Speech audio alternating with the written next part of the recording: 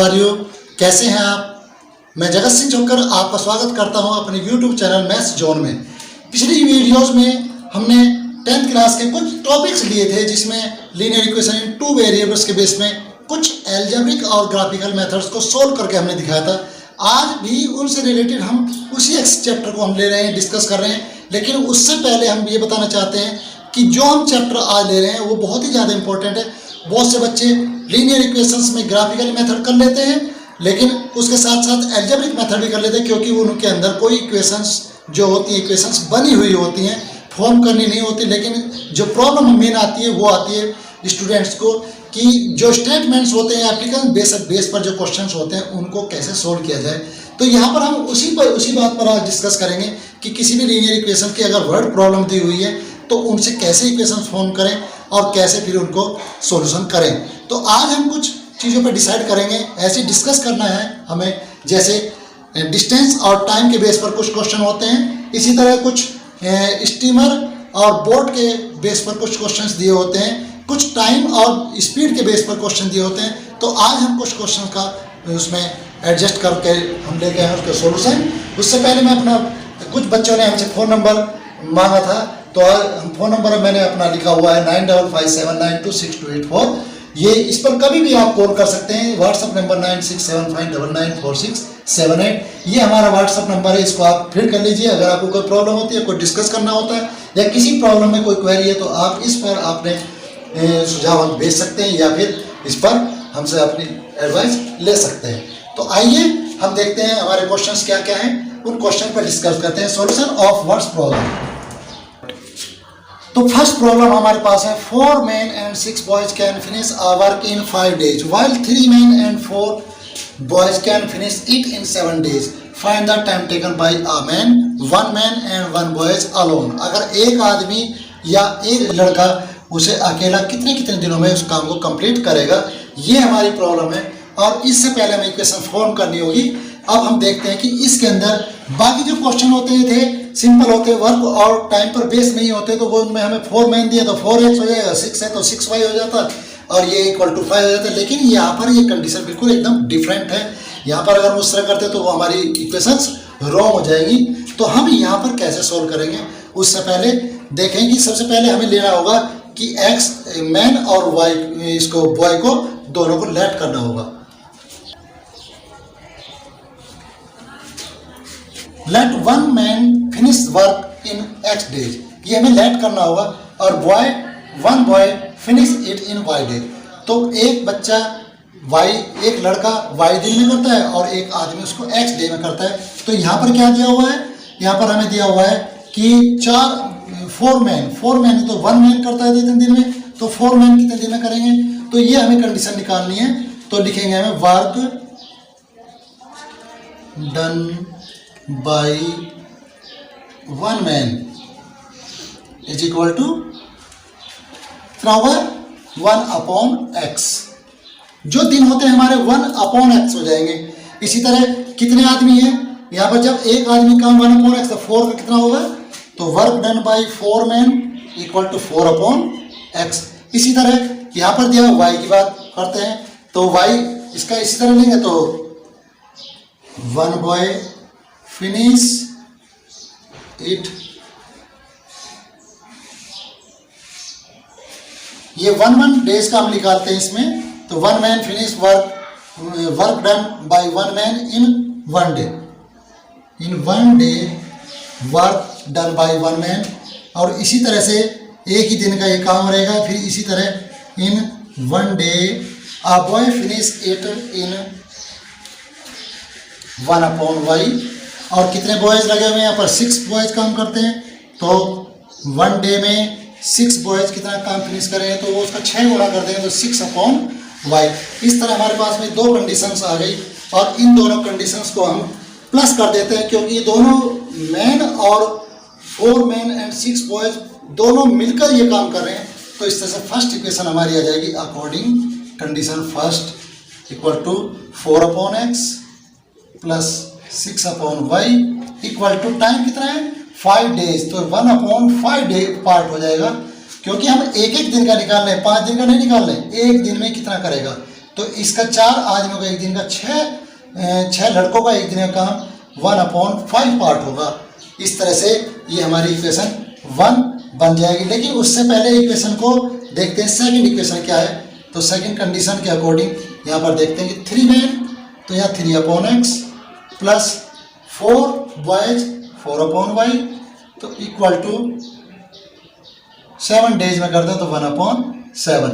इस तरह से हमारे पास भी 2 कंडीशंस बनी। लेकिन हम यहाँ पर ये देख रहे हैं कि 1/x 1/y ये कंडीशन, ये जो इक्वेशन है वो हमारे इजी वे में नहीं है, इसको हम रिड्यूस करना पड़ेगा। तो रिड्यूस करने के बाद में हमारे पास में हमें कुछ लेट करना हो। Late 1/x equal to P लिया और 1/y इक्वल टू क्यू। तो इस तरह से अब हमें इक्वेशन क्या होगी, फर्स्ट इक्वेशन हमारे पास बन जाएगी 4p plus 6q is equal to 1/5। और इस 5 से इसको सब पूरी इक्वेशन को अगर मल्टीप्लाई कर दें तो 4 5 20, 20p plus 5 6 30q equal to 1। और इस तरह से फर्स्ट इक्वेशन आपकी कंप्लीट हो जाएगी। इसी तरह सेकंड इक्वेशन को हम सोल्व करते हैं। तो यहाँ पर क्या लिखा हुआ है, 3p plus 4q is equal to 1/7। इस इक्वेशन को फिर 7 से मल्टीप्लाई कर दें तो 7 3 21p plus 4 7 28q equal to 1 और ये इक्वेशन 2 हो जाएगी। तो इस तरह से हम देखते हैं कि दोनों इक्वेशंस में कुछ रिलेशन हमें दिखाई देता है। यहाँ पर 20 है, यहाँ 21 है, 30 है, 28 है, यहाँ 1 है, ये 1 है। लेकिन सिंपल ही वे में रखी हुई है दोनों इक्वेशन। इनको दोनों इक्वेशन को सोल्व करने के लिए आप कोई भी मेथड यूज कर सकते हैं, चाहे वो एल्जेब्रिक है या ग्राफिकली है या फिर और कोई मेथड जिससे हम निकाल सकते हैं। एल्जेब्रिक में 3 मेथड है, 3 से जो भी आपको सुटेबल लगे उससे इसको इक्वेशन सोल्व करके आप पी की वैल्यू निकाल सकते हैं। तो मैंने जैसे इसको सोल्व किया है, तो ये मैंने क्रॉस मल्टीप्लिकेशन मेथड से मैं इसे सोल्व कर देता हूँ। और इसमें हमारे वेरिएबल p एंड q है, तो p q एंड जो लास्ट हमारा 1 दिया हुआ ये कांस्टेंट टर्म है, तो इसको भी c1 की फॉर्म में ले आते हैं, इधर ट्रांसपोज कर देते हैं, इसकी वैल्यू -1 हो जाएगी। तो जब हम p की वैल्यू लेते हैं तो q और 1 लेंगे तो नेक्स्ट वाला टर्म। इस तरह हमने q की जो कोएफिशिएंट था 20 और यहाँ नीचे सेकंड इक्वेशन में 21 28 लिया हुआ है।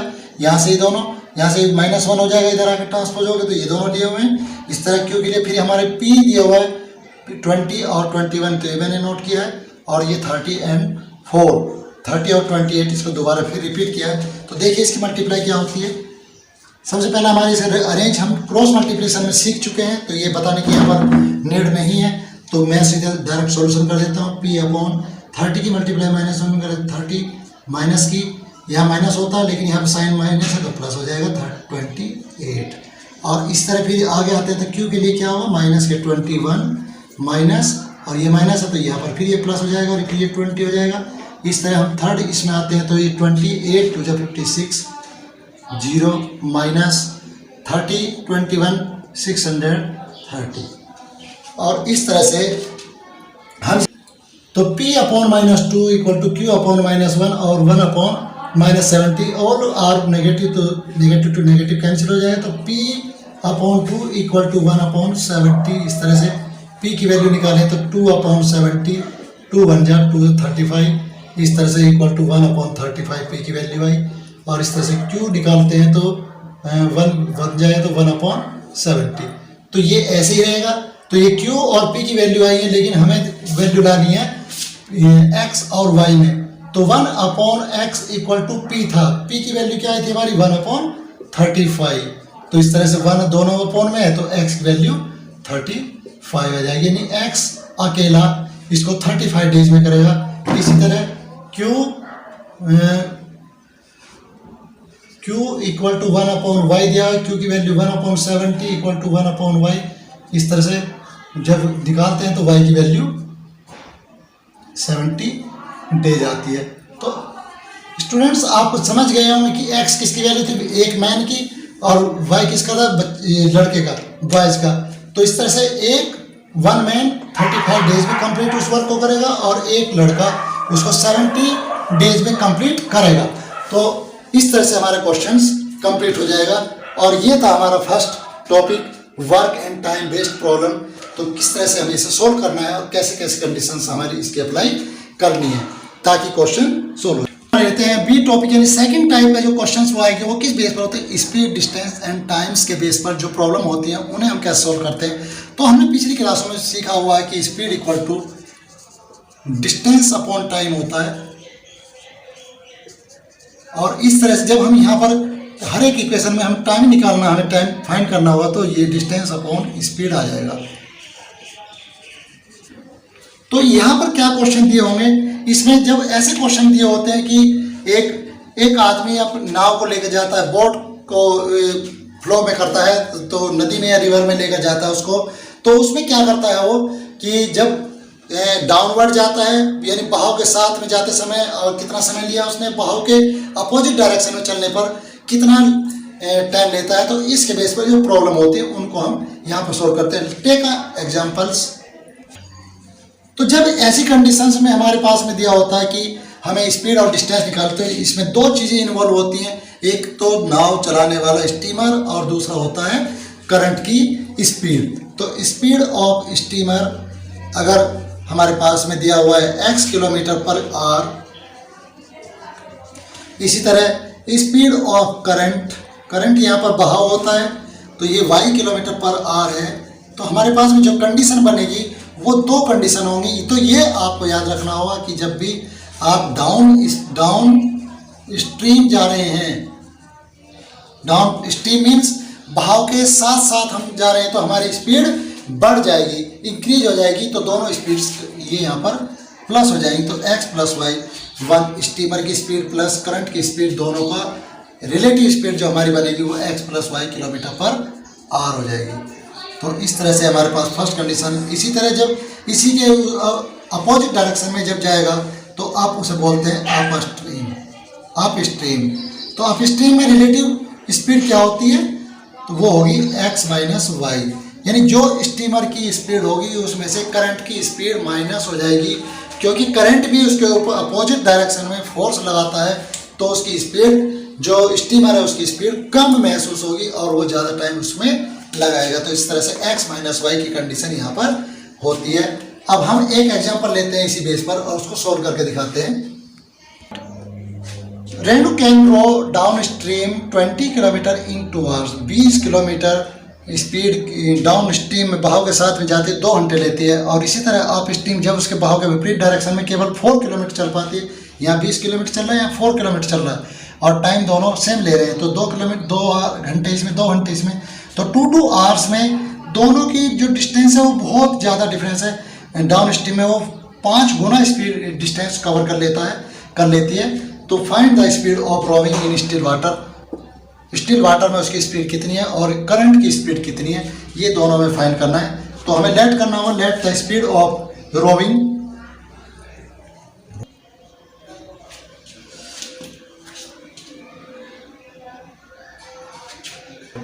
let the speed of rowing be x kilometre per hour and the speed of current be y kilometre per hour. तो इस तरह हमें दिखाई दे रहा है कि हमारे पास में डिस्टेंस देखते हैं, तो ये डिस्टेंस ये और ये डिस्टेंस है 20 and 4। तो यहाँ पर देखते हैं फार्मूला क्या था हमारा, डाउन स्ट्रीम में और अप स्ट्रीम में रिलेटिव स्पीड इसी के बेस पर होगी। तो यहाँ पर जो देखते हैं speed of rowing x kilometre और करंट की स्पीड y किलोमीटर, तो रिलेटिव स्पीड क्या होगी, relative speed of Renu downward x plus y kilometre per hour हो जाएगी, और इसी तरह से relative speed of Renu upward और अप स्ट्रीम। आप कोई भी वर्ड इसमें से यूज कर सकते हैं, ऐसा कुछ नहीं है। तो x minus y kilometre per hour ये इसकी स्पीड हो जाएगी। अब देखते हैं कि जो फार्मूला था इस फार्मूले को हम यहाँ पर यूज करते हैं, तो 2 घंटे लग रहे हैं इसमें। तो time equal to distance upon speed, तो डिस्टेंस कितनी कवर करता है 20 किलोमीटर, तो ये फर्स्ट कंडीशन हो जाएगी 20 upon x plus y. Downstream में तो एक्स प्लस वाई इसकी स्पीड हो जाएगी, और टाइम कितना लगता है 2 आवर। तो यहाँ पर जब 2 आवर लगता है तो 2 अपॉन में ऊपर रहेगा, और इसके 2 से 10 कट जाए, 20 टाइम 10 टाइम हो जाएगा, तो 2 बन जाए 2। इस तरह से x इक्वल, ये इक्वेशन आपकी बन जाएगी x plus y equal to 10, first equation. इसी तरह से हम सेकंड इक्वेशन देखते हैं तो यहाँ पर 4 किलोमीटर डिस्टेंस कवर करता है डाउन, किसमें, अप स्ट्रीम में। तो in case of up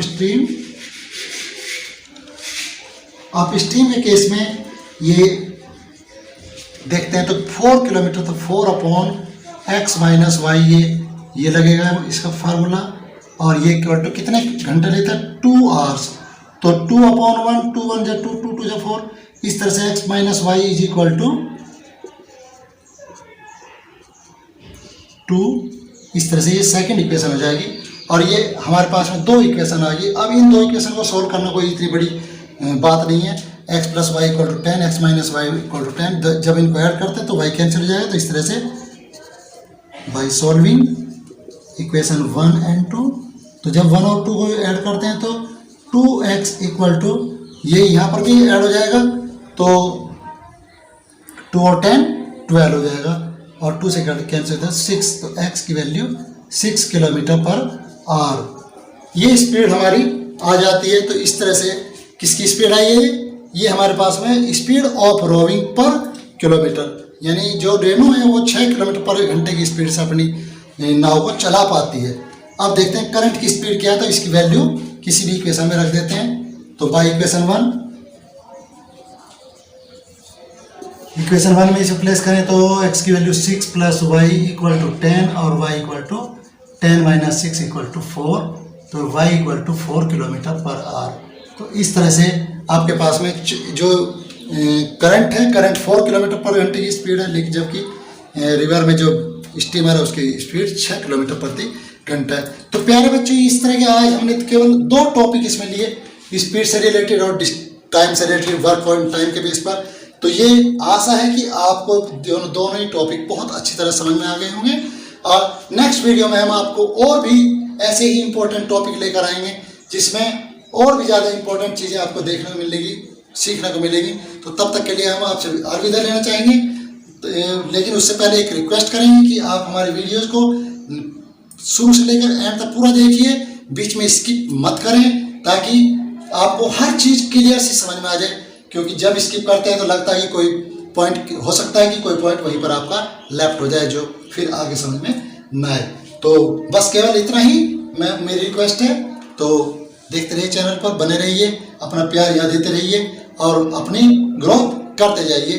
thank you very much.